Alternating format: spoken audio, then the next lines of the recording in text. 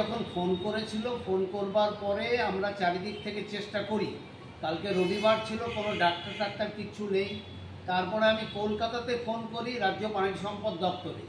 ওরা সমস্ত লিখে টিখে নিয়ে বললেন যে আজকে পরিষেবা দেওয়া সম্ভবই না, আগামী কালকে আপনি সকাল 9টায় আমাদেরকে ফোন করুন।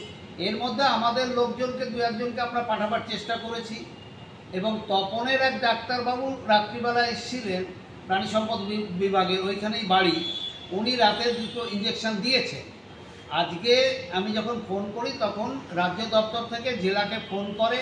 আসলে জায়গাটা এমন একটা জায়গায় যে 16 নম্বর ওয়ার্ড বালুরঘাট পৌরসভার এবং পাশেই ভাটপাড়া জিপি খিদিরপুরের, কখন কোথায় আছে আর কলকাতা নির্দিষ্ট করে চাইছে। আমি বললাম দুটোই হতে পারে। যাই হোক, ওনারা এলেন, আসবার পরে চিকিৎসা হলো, 4টে ইঞ্জেকশন পড়েছে।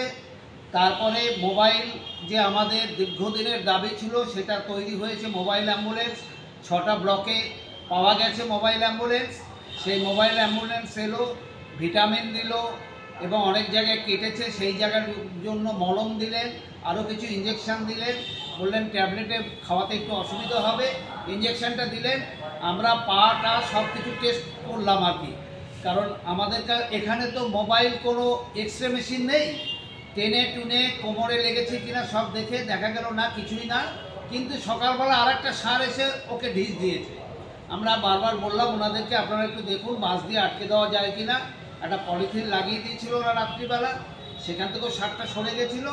আশা করি ভালো হয়ে যাবে। যদি কিছু হয় ওনারা ফোন করবেন, আবার মোবাইল যে আমাদের অ্যাম্বুলেন্স আছে সেটা পাঠানো হবে। ডক্টর মন্দিরা গোস্বামী নিজে আজকে গিয়েছিলেন, তিনি ট্রিটমেন্ট করেছেন। আমার নাম বিশ্বজিৎ বসাক, পরিবেশ কর্মী।